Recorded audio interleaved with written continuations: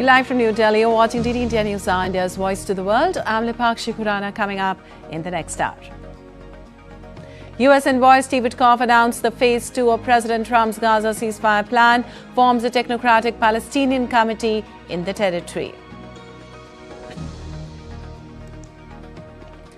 Starting January 21st, President Trump's administration will halt visa processing for visitors from 75 countries, including Pakistan.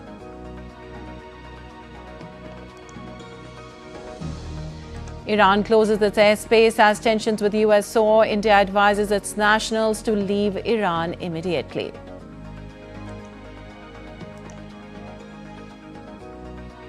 Prime Minister Modi to inaugurate 28th Commonwealth Speakers Conference in New Delhi, presiding officers from 42 Commonwealth countries to discuss key parliamentary issues. And India celebrates 78th Army Day, salutes courage, sacrifice and unwavering commitment of the brave hearts.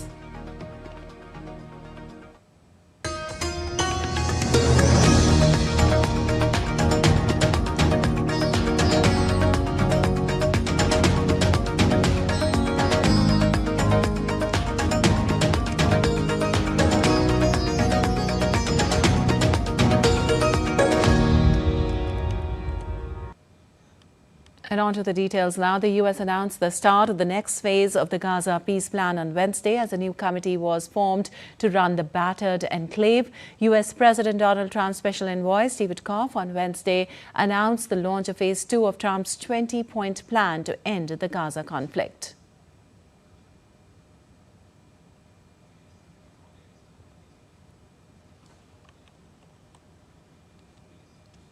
In a post on social media on Wednesday, Witkoff said the phase 2 establishes a transitional technocratic Palestinian administration in Gaza, the National Committee for the Administration of Gaza, and begins the full demilitarization and reconstruction of Gaza, primarily the disarmament of all unauthorized personnel.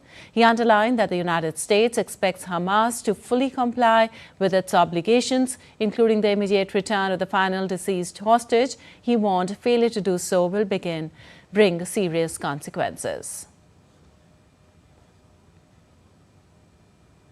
Witkoff also highlighted the achievements of the earlier stage and said phase 1 had delivered historic humanitarian aid, ensuring the continuation of the ceasefire. Witkoff also expressed gratitude to regional mediators for their role in advancing the process.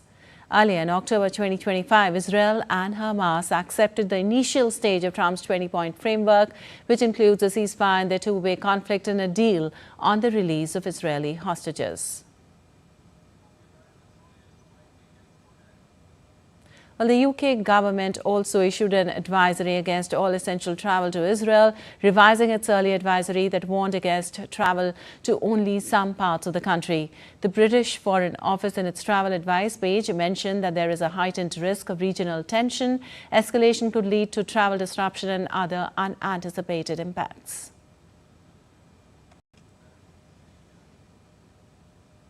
And the U.S. State Department on Wednesday announced to suspend processing for immigrant visas for applicants from 75 countries. The State Department in a social media post stated that it will pause immigrant visa processing from 75 countries whose migrants take welfare from the American people at unacceptable rates. The freeze will remain active until the U.S. can ensure that new immigrants will not extract wealth from the American people.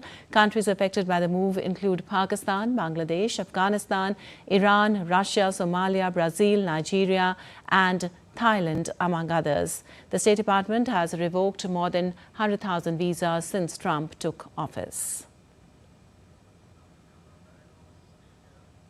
And US President Donald Trump said on Wednesday he's been told that killings in Iran's crackdown on nationwide protest were subsiding and that he believes there is currently no plan for large-scale executions.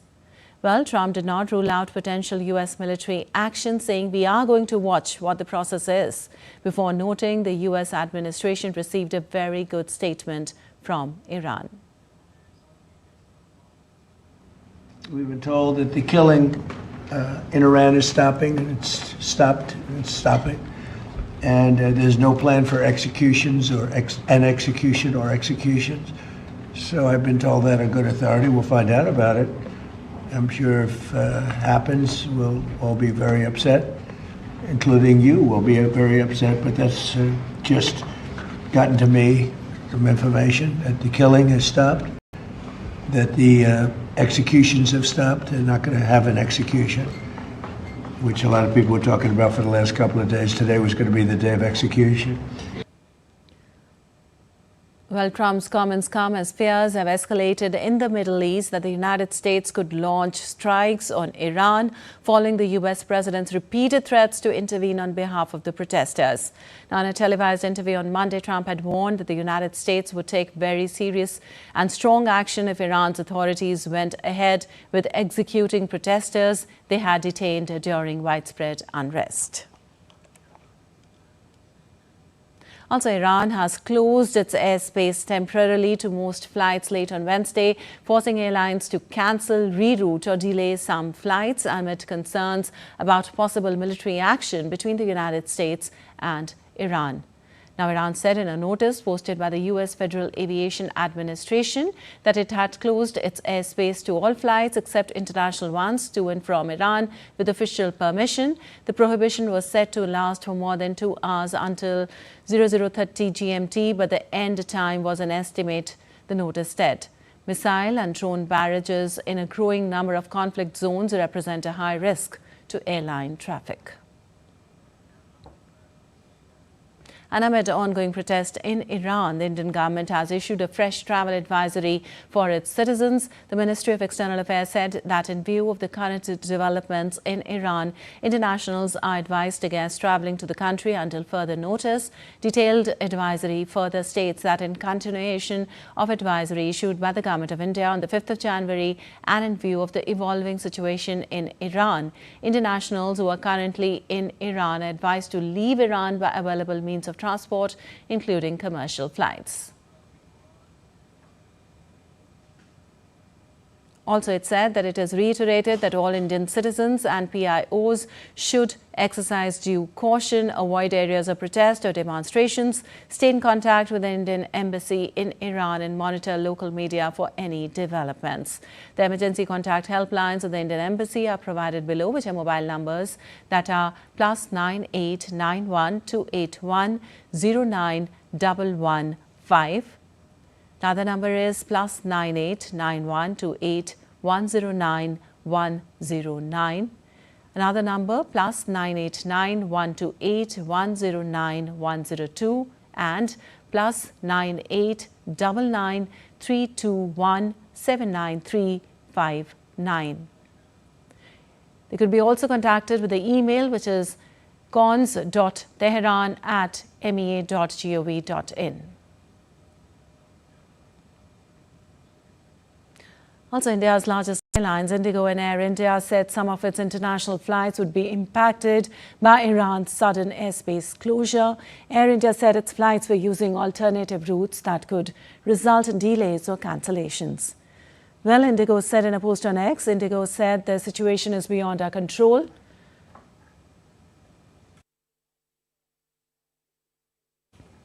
Indigo also added, due to the sudden airspace closure by Iran, some of our international flights are impacted. Meanwhile, Air India also noted that some flights are being cancelled when rerouting isn't feasible. The airline added that due to the developing situation in Iran, its flights that normally pass over the area are now taking alternate routes, which could cause delays.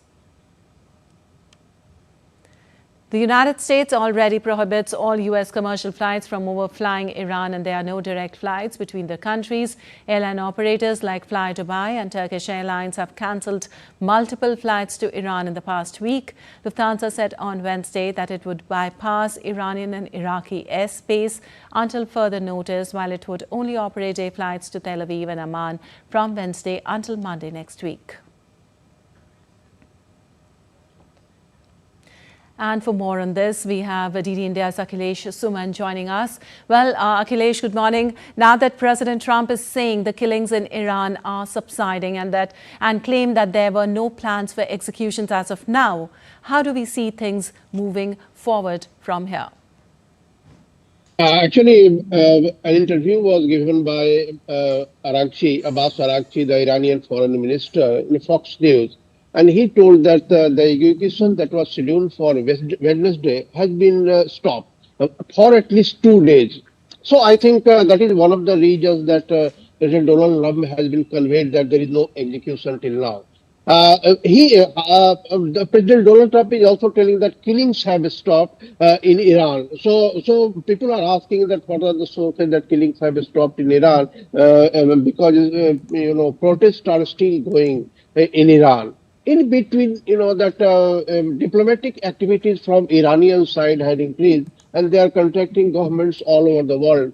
Lipakchi, that he also called our external affairs minister, Dr. S. Jaishankar, and both discussed the evolving situation in the whole region. Marco Rubio, the foreign minister of US, he has also called external affairs Jaishankar, and he also, they also talked about the situation. So I think the whole, all over the world, diplomatic situations have giving signs that every side is talking, but still, situation is quite fluid because. President Donald Trump is also saying protesters to keep on protesting. He has also given a call that to go and capture the institutions. So I think that mixed signals are coming from both the sides. So one cannot be sure that situations have been at calm. There is no peace in the whole region. Iranians are still protesting. So we have to keep our fingers crossed that what is the evolving situation because people all over the world are protesting. Iranians in Delhi also have protested yesterday. They went to the Iranian embassy and they were asking for democratic reforms in Iran. So I think that the things that has started in Iran for at least last 15 days, it is not going to stop in coming days. It will depend on how Iranian regime go into negotiations with President Donald Trump. Because Donald Trump giving all signals that he wants change. He wants all nuclear activities to be stopped.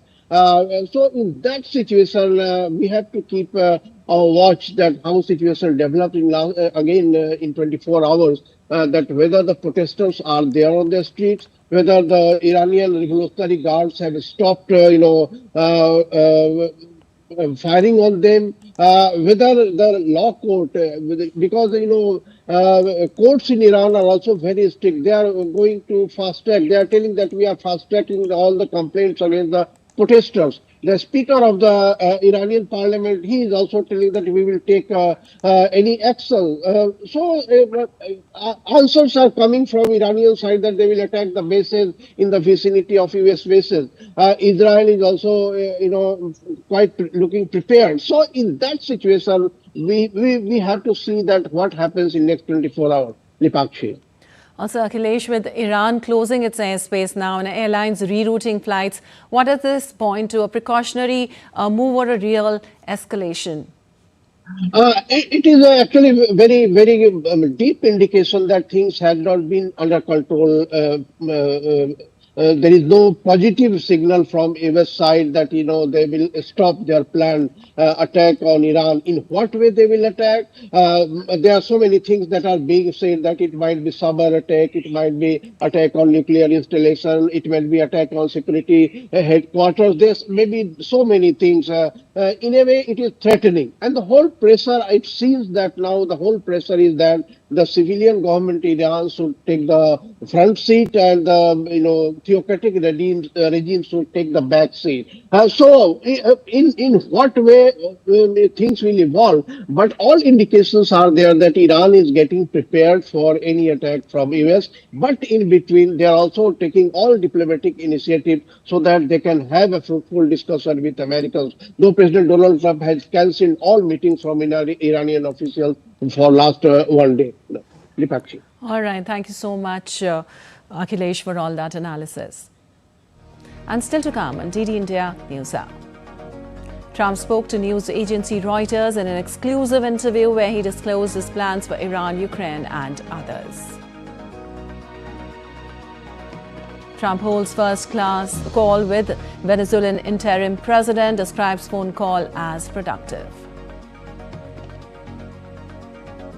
An NASA crew with sick astronaut undocks from International Space Station.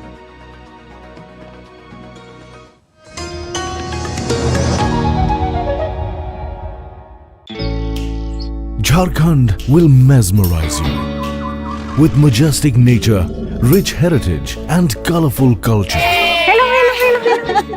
Johar. अरे it fits perfectly. Thank you. Full workout हो गया. Ready?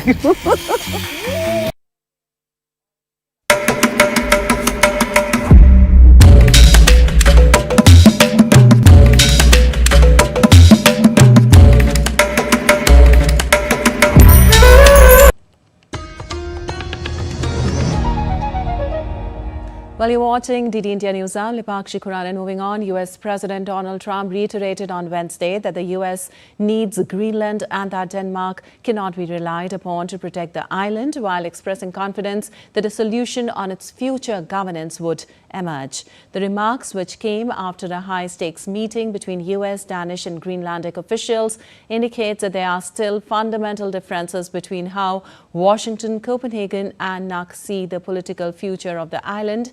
Speaking at the Oval Office, Trump stressed Greenland's importance to national security, arguing that Denmark would be unable to prevent Russia or China from attempting to take control, unlike the US.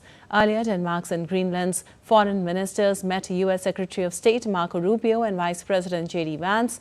Afterwards, officials announced plans to create a joint working group to address a wide range of Greenland-related issues in the coming weeks.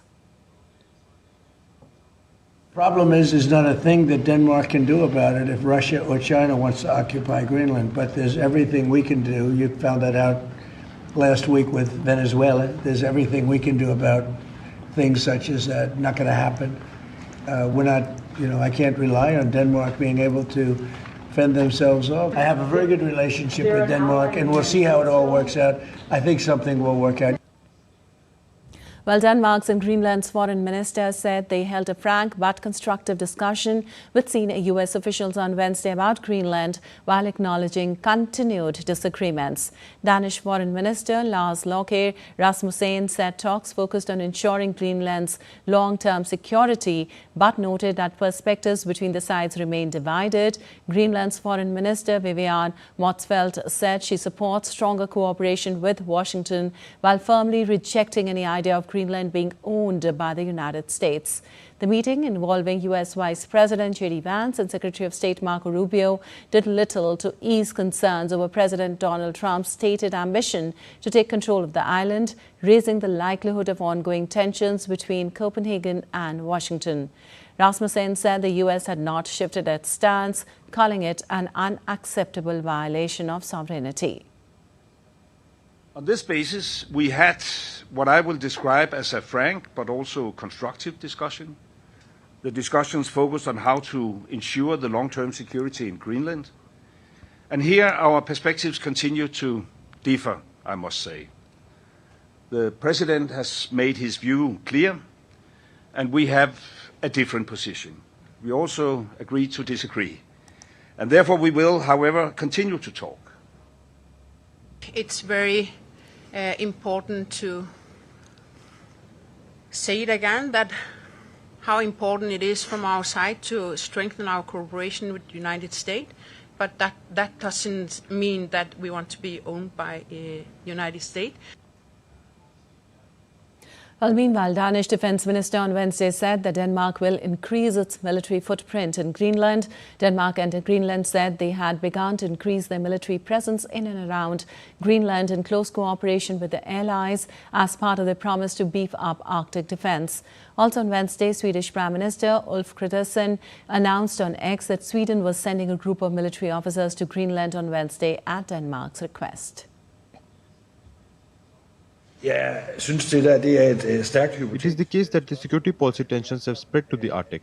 This means that we need an increased presence in and around Greenland. Therefore, in close dialogue with the Greenlandic government, we have agreed to increase our military presence and also exercise activity in the Arctic and the High North in close cooperation with our NATO allies. Now we are going to have a larger military footprint, and we are doing so because we believe it is the right thing to do. Forestille mig og vil heller ikke spekulere i. Well, U.S. Senate Republicans voted on Wednesday against a resolution that would have barred President Donald Trump from further military action in Venezuela without Congress authorization after the Republican president put pressure on party members who had supported it. The vote was 51-50 for a point of order that blocked the War Powers resolution, as does 3 of Trump's Republicans voted with every Democrat in favor of moving ahead, and Vice President J.D. Vance came to the Capitol to break the tie. Meanwhile, U.S. President Donald Trump said on Wednesday that the leaker in the Venezuela case has been identified and is now in jail. Another piece of information that I think is very important is the leaker has been found and is in jail right now.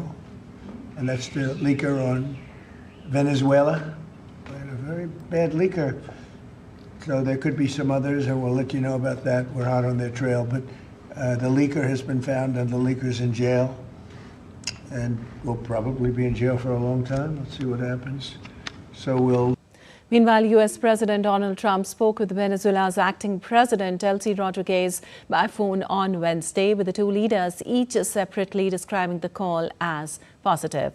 Trump, in a post on social media, said the two discussed oil, minerals, trade and security as the U.S. worked to help Venezuela stabilize and recover. The call marks a dramatic diplomatic shift between the two countries after months of escalating tensions, including U.S. military strikes on alleged drug trafficking vessels and sanctions targeting Venezuela's oil sector. Rodriguez called the call long, productive and courteous, and said the two discussed a bilateral agenda for the benefits of both the countries. I know the number one, we just had a great conversation today, and she's a terrific person. I mean, she's somebody that we've worked with very well. Marco Rubio is dealing with her. I dealt with her this morning. We had a long call. We discussed a lot of things, and I think we're getting along very well with Venezuela. Well, President Trump is scheduled to meet Venezuelan opposition leader Maria Corina Machado at the White House today, following her recent Nobel Peace Prize win and the U.S. military capture of Nicolas Maduro. The encounter comes amid Trump's skepticism of her leadership viability as interim president. Delcy Rodriguez gains U.S. backing. Meanwhile, Delcy Rodriguez said on Wednesday that 406 imprisoned people are being released, though it was unclear what time period she was referring to. Rodriguez made the announcement at a media conference from the Miraflores Palace in Caracas. Earlier the day, Venezuelan politician and journalist Raul Carino was freed during the ongoing prisoner debate. Also, human rights organizations estimated some 800 political prisoners in the country, but just dozens have been freed, they said. The release of political prisoners in Venezuela is a long-running demand of rights groups, international bodies and opposition figures, including Nobel Peace Prize winner Maria Corina Machado, who has several close allies imprisoned. And U.S. President Donald Trump talked to news agency Reuters in an exclusive interview where he disclosed his plans for Iran, Ukraine and others. On an issue with Iran, U.S. President Donald Trump said that Iranian opposition figure Reza Pahlavi seems very nice, but expressed uncertainty over whether Pahlavi would be able to muster support within Iran to eventually take over. In an exclusive Reuters interview in the Oval Office, Trump said there is a chance Iran's clerical government could collapse. Trump has repeatedly threatened to intervene in support of protesters in Iran, where thousands of people have been reported killed in a crackdown on the unrest against clerical rule. But he was reluctant on Wednesday to lend his full support to Pahlavi. Well, in an interview, Trump also talked about Russia-Ukraine conflict. Trump, who has struggled throughout his presidency to end Russia's conflict in Ukraine, despite campaign boasts that he could end it in a day, said Zelensky is the main impediment to resolving the 4-day-old conflict. Trump has frequently criticized both Russian President Vladimir Putin and Zelensky, but seemed more downbeat once again on the Ukrainian president. Trump and Putin is ready to make a deal. Asked what holdup is, Trump said simply, Zelensky. Well, Trump dismissed Senate Republicans who vowed to block his Fed nominees over concerns that Trump's Justice Department is interfering with the central bank's traditional independence with its probe into Powell. Trump also rejected criticism from JP Morgan CEO Jamie Dimon that Trump's meddling into the Fed could spike inflation.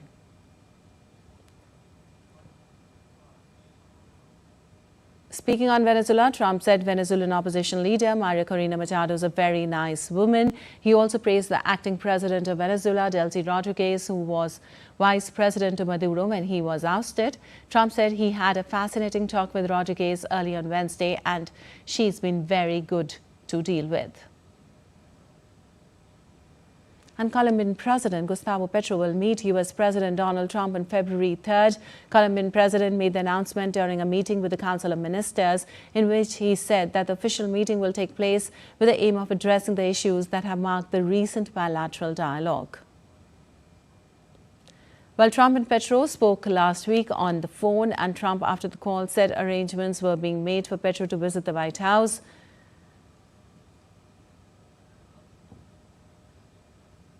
And also, the Peruvian transport workers held their first strike of the year on Wednesday to demand protection from rising crime as President Jose Jerry announced new measures to combat lack of security on the public transport.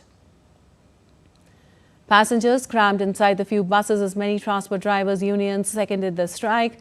No major incidents were reported, while President Jerry approached a group of protesters to inform them about the decrees to be implemented from Thursday aimed at strengthening security of public transport. During the first weekend of 2026, 10 people were killed by hitmen in the capital as Jerry's third state of emergency remained in place in metropolitan Lima and Callao province.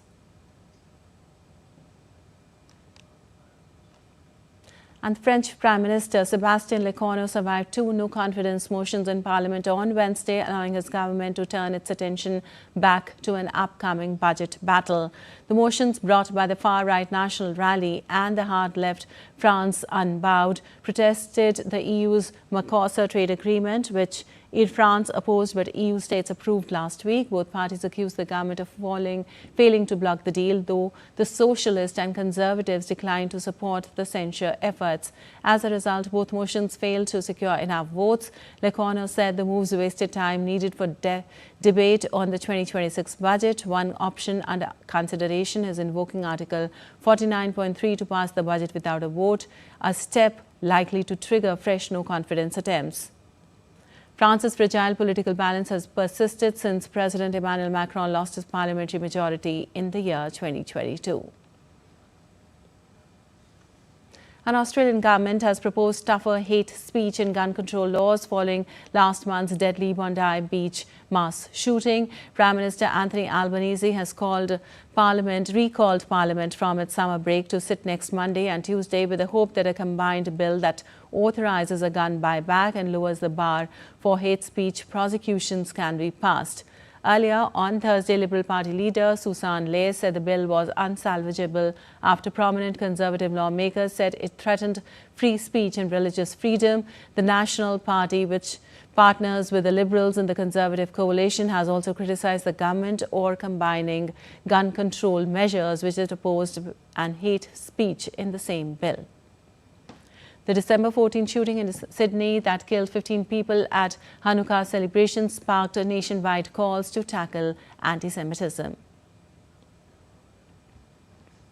And in the first medical evacuation, 4 astronauts successfully departed the International Space Station on Wednesday in historic medical evacuation. The Crew Dragon capsule carrying 2 U.S. NASA astronauts, a Japanese crewmate and a Russian cosmonaut, undocked from the space election and began its descent from orbit at around 22:20 GMT, headed for a splashdown in the Pacific Ocean off the California coast early on Thursday. Control of the ISS has been handed over to Russian cosmonaut Sergei Kuzquerchkov and 2 other crew members. The mission, known as Crew 11, was originally meant to stay in orbit until February. Officials However, NASA officials made the difficult decision to cut the trip short after an undisclosed medical concern arose with one of the crew members on the 7th of January. And still to come, DD India News Hour. Cold wave and dense fogs grip north and east India. IMD issues alerts across multiple states. And migratory birds flock to Shalbagh wetland in Jammu and Kashmir, boosting regional biodiversity.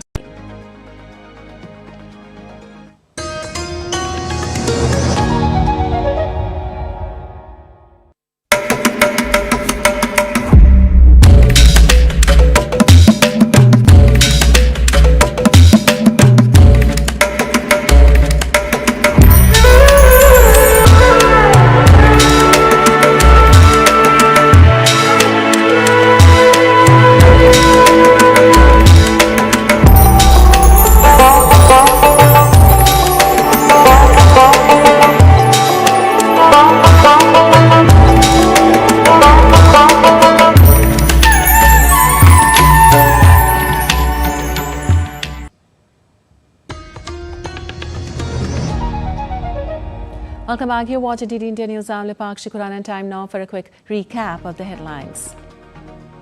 U.S. envoy Steve Witkoff announced the phase 2 of President Trump's Gaza ceasefire plan forms a technocratic Palestinian committee in the territory. Starting January 21st, President Trump's administration will halt visa processing for visitors from 75 countries, including Pakistan. Iran closes its airspace as tensions with Suez soar. India advises its nationals to leave Iran immediately. Prime Minister Modi to inaugurate 28th Commonwealth Speakers Conference in New Delhi, presiding officers from 42 Commonwealth countries to discuss key parliamentary issues. And India celebrates 78th Army Day, salutes courage, sacrifice and unwavering commitment of brave hearts.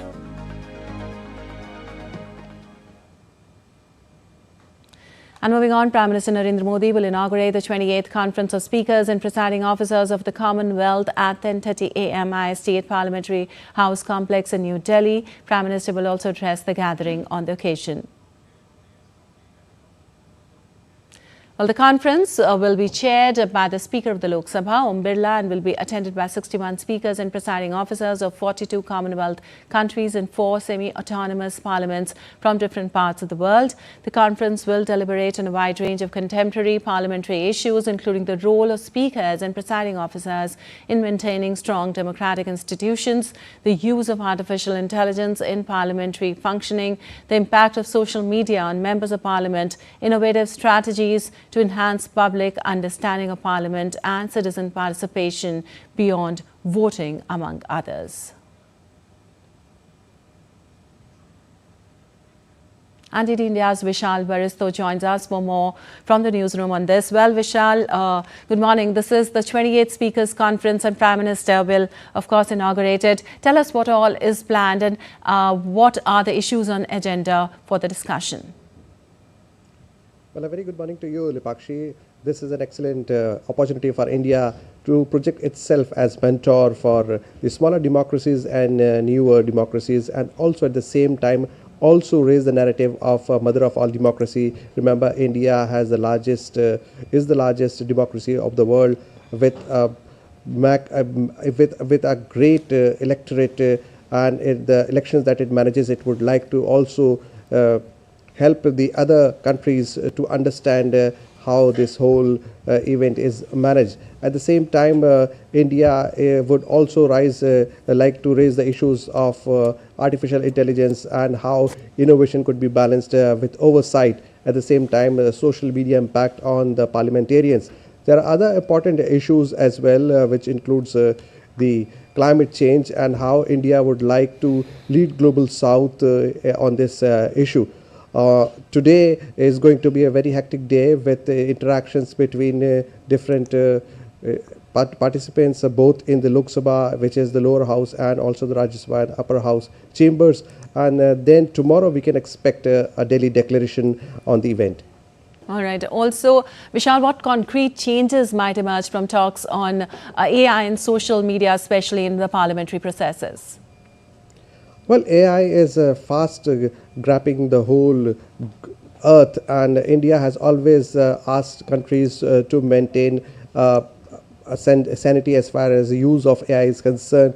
So the legal framework should be so that the AI does not dominate the human intelligence. Yes, of course, AI is going to help the Green Parliament's use of no use of paper. It would help the environment, but at the same time, the use of artificial intelligence has to be done properly. This is what India has always been questioning the world, and during this event, India would like to again raise this issue. At the same time, it would also like to raise the issue of social impact on the parliamentarians, on the security and the harassment they have to face online. So all these issues would be coming up during discussion. But the highlight of the day would be the Prime Minister's speech and how he would like to position India's image, especially in the global south. All right. Thank you so much, Vishal, for all that update about that. And moving on, January 15th marks the Indian Army Day, a day that honors the courage, sacrifice and unwavering commitment of the soldiers who stand guard over the nation's borders. This year, the celebrations hold a special significance as Army Day is being commemorated in Jaipur, the capital of Rajasthan, reflecting India's rich military heritage and strategic legacy. Here's a report.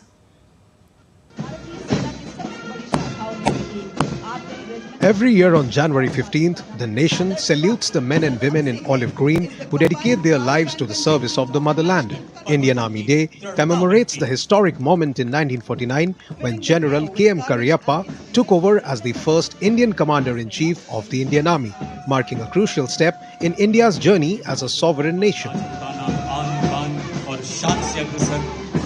More than 7 decades later, the Indian Army continues to stand as a symbol of discipline, valor and national pride. This year, Jaipur hosts the Army Day celebrations, bringing the spotlight to Rajasthan's deep-rooted martial traditions. From the valorous Rajput legacy to its strategic geographical importance, the state has long contributed brave warriors to the armed forces. The Indian Army today is a formidable force, modern, agile and battle-ready. Equipped with advanced weaponry, cutting-edge technology and highly trained personnel, it remains prepared to counter both conventional and emerging security challenges. Guarding some of the world's most difficult terrains, from icy Himalayan heights to vast desert frontiers, the Indian Army plays a pivotal role in defending India's sovereignty and safeguarding its territorial integrity. Beyond the battlefield, the Army is the first responder during natural disasters, humanitarian crises and peacekeeping missions. Its role extends from protecting borders to protecting lives, both at home and abroad. Army Day is also an occasion to honor the bravery of soldiers who have gone beyond the call of duty. Gallantry awards presented on the day serve as a reminder of the sacrifices made to keep the nation safe. As the celebrations unfold in Jaipur, the message resonates across the country. The Indian Army stands ever vigilant, ever resilient, committed to the ideals of service before self. Bureau Report, DD India. And President Draupadi Murmu extended her warm greetings to the brave soldiers. On X, she wrote, and I quote, "Warm greetings to our brave soldiers, veterans and their families on Army Day. The Indian Army remains steadfast in safeguarding the unity, sovereignty and integrity of our nation. Our soldiers defend our borders and provide critical assistance during disasters and humanitarian crises. Your unwavering nation-first spirit continues to inspire every Indian," unquote. Also, Prime Minister Narendra Modi on X wrote, and I quote, "On Army Day, we salute the courage and resolute commitment of the Indian Army. Our soldiers stand as a symbol of selfless service, safeguarding the nation with steadfast resolve, at times under the most challenging conditions. Their sense of duty inspires confidence and gratitude across the country. We remember with deep respect those who have laid down their lives in the line of duty, unquote. Also, the Indian Defence Minister Rajnath Singh extended their heartfelt greetings to the armed forces personnel on the occasion of Army Day, remembering their sacrifice and selfless service to the nation. The Defence Minister also paid homage to the soldiers and their families who sacrificed their lives in the service of the country.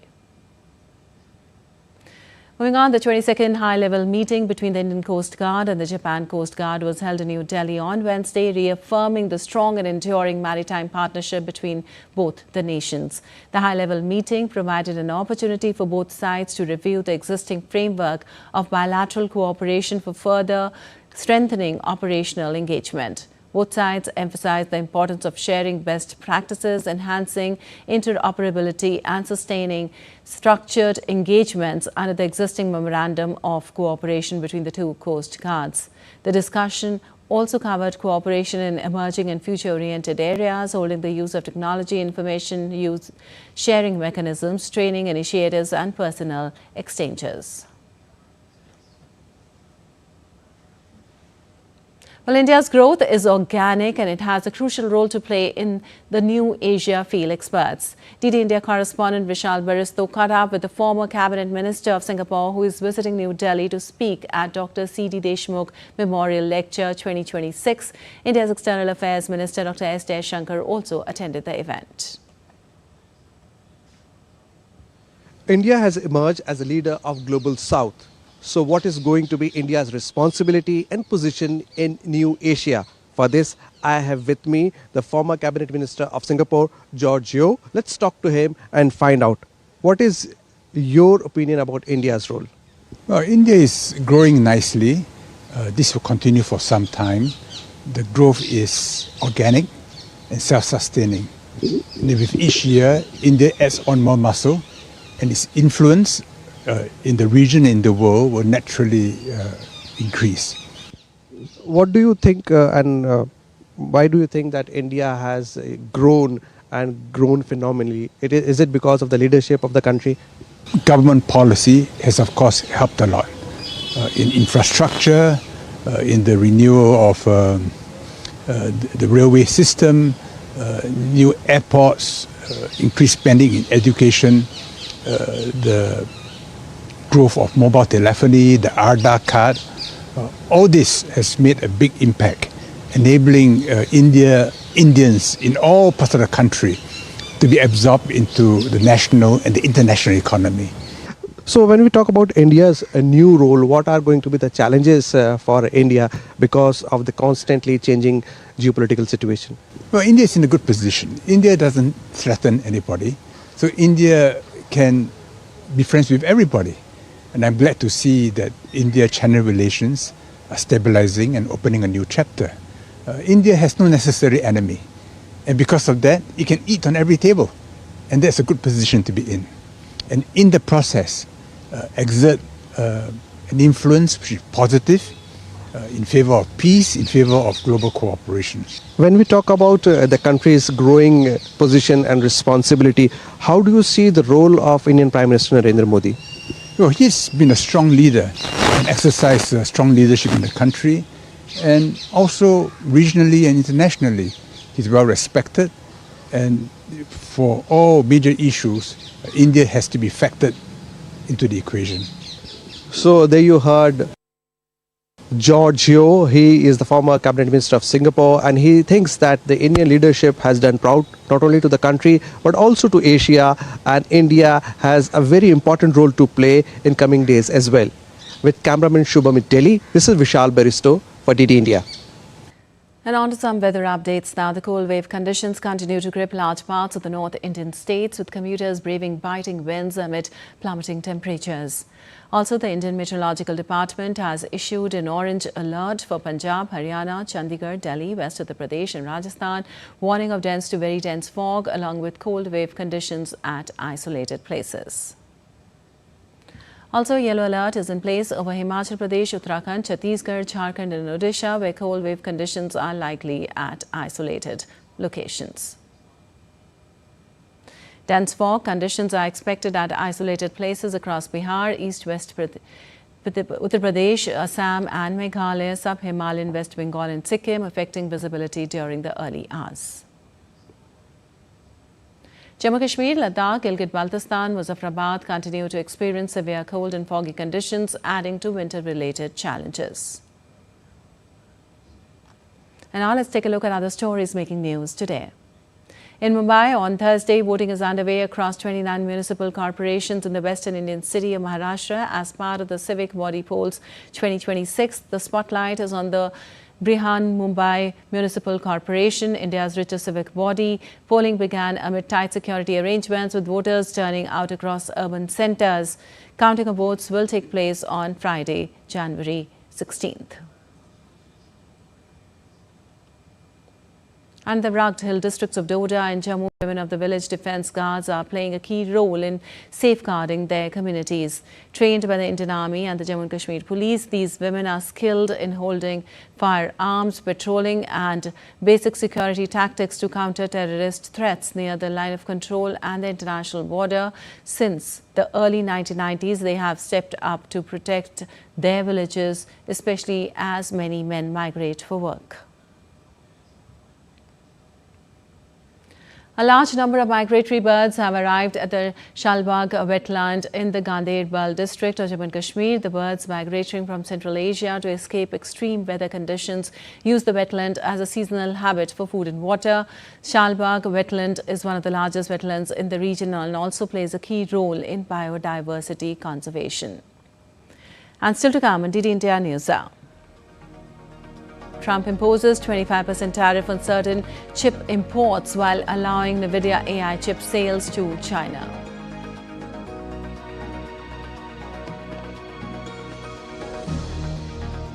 Musk's X to stop Grok AI from undressing images of real people after backlash.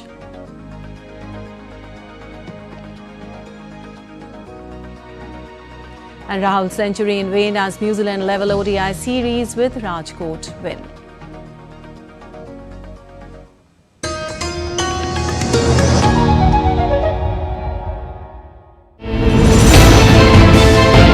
Geopolitics and trade deals. Economic challenges amid development. Hard work and the path to prosperity. It's the economy always. Between walkers, money is what money does and says. Supply creates its own demand. Between the bulls pulls and bears tears. When supply chains globalization and India rises to the podium. We'll get you centered with the economic brief at 8 p.m. every Thursday on DD India.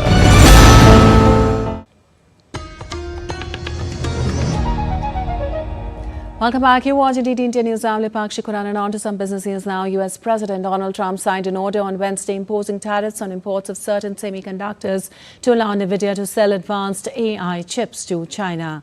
White House Staff Secretary Will Scaff said at an event the 25% tariff effective from Thursday applies to chips that are trans-shipped through the United States to other foreign countries. This covers technology like the NVIDIA H200 chip and AMD's MI325X. The change will permit NVIDIA to sell its powerful H200 chip to Chinese buyers if certain conditions are met, including proof of sufficient US supply, while sales of its most advanced processors would still be blocked. And X tightens control on its AI chatbot Grok after global backlash over sexually explicit and non-consensual image generation.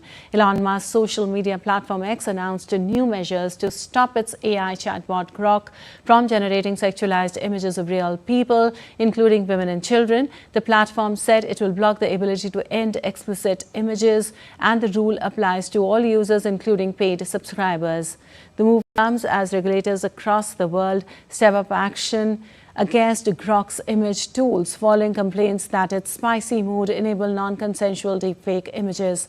Authorities in the US, UK, France, India and Southeast Asia have launched probes, blocked access or demanded content removals, increasing pressure on X and its AI firm also. And some global market updates now. Wall Street stocks fell on Wednesday as investors ignored strong bank earnings and beat U.S. retail data, while raising U.S.-Iran tensions pushed oil prices higher. Major U.S. indices stayed in the red throughout the session, with the S&P 500 ending about 0.5% lower, despite November retail sales rising 0.6% above expectations. Market sentiment was weighed down by geopolitical concerns as sharper rhetoric between Washington and Tehran helped lift oil prices by nearly 1.5%. Asian markets mostly advanced, with Tokyo stocks jumping 1.5% as the yen fell to its weakest level from mid-2024. Well, you're watching TT India News. Our time now for some sports news.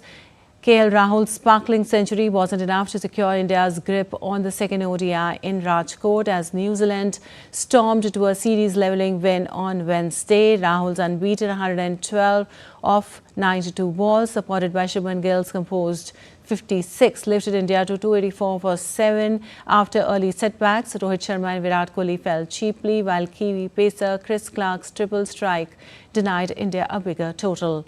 In reply, New Zealand recovered from early losses through a commanding stand between Will Young and Daryl Mitchell. Young's fluent 87 laid the foundation, but Mitchell's unbeaten 131 turned the Chase family firmly in the visitors' favour. Glenn Phillips chipped in with 32 not out, guiding the Kiwis home by 7 wickets with 15 balls remaining, setting up a thrilling series decider.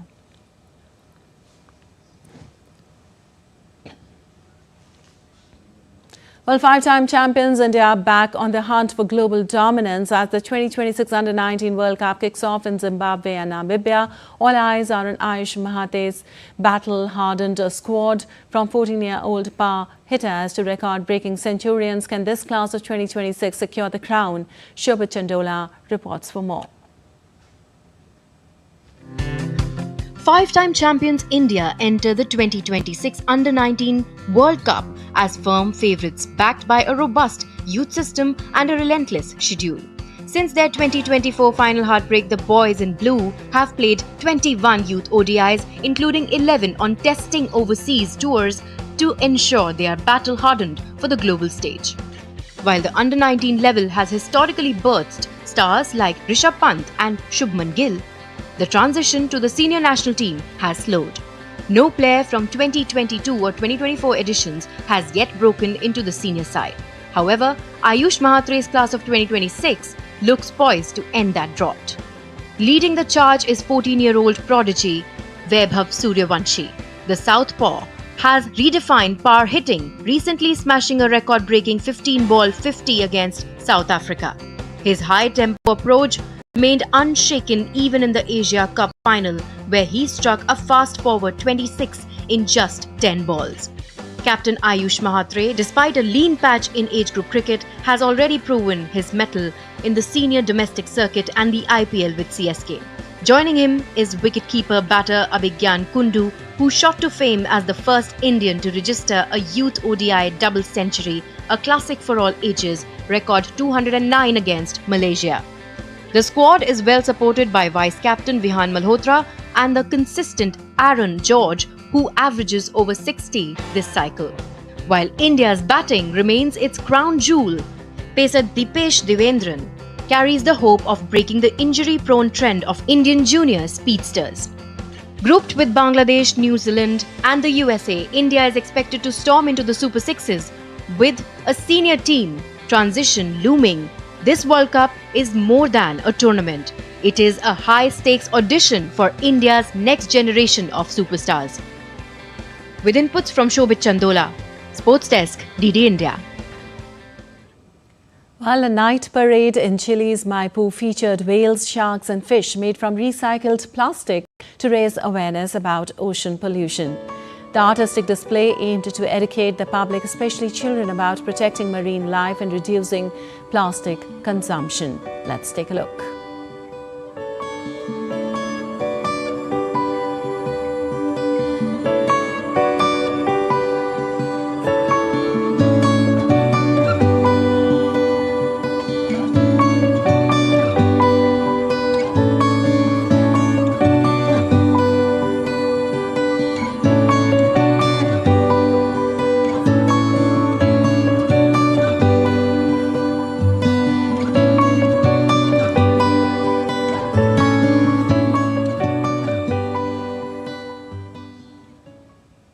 All right, that's all for this edition of DD India News Hour, but let us know your thoughts on the news of the day. For those on the go, you can get all the latest news and updates from India and across the world on the DD India mobile app. The app is available on both Android and iOS platforms. Scan the QR code on the screen to download now. We'll be back with more news as it breaks here on DD India. I'm Lipakshi Khurana from all of us here in Delhi. Thanks for watching DD India News Hour.